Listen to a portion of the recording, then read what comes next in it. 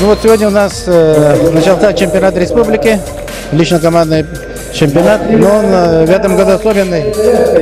Он является квалификационным соревнованием к играм Манчары.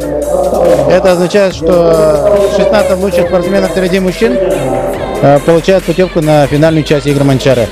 И поэтому у нас очень большая активность со всех вузов. Вчера мандаты комиссии прошли 493 спортсмена. Это 37 команд. Всего было запланировано 39 команд, не приняли участие Наварский вуз и городской округ Жатай. Ну, таким образом, сегодня мы видим одно из самых представительнейших соревнований, скажем, наверное, за всю историю развития масс-реслинга. Сегодня собрались все сильнейшие, и нокаут стоит очень мощный.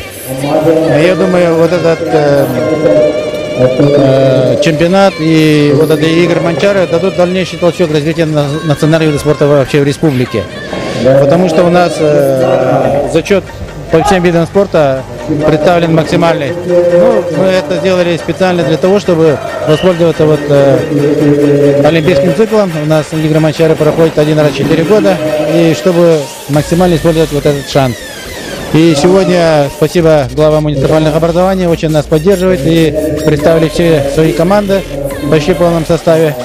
Ну и это налагает ответственность как на организаторов, так на тренеров, так и на самих спортсменов.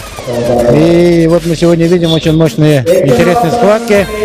Видим среди ветеранов наших звезд развития масс-реслинга. И, в общем-то, такое вот интересное соревнование идет. Масс-реслинг сейчас мы видим, что очень развился среди женщин. И есть такие очень интересные схватки.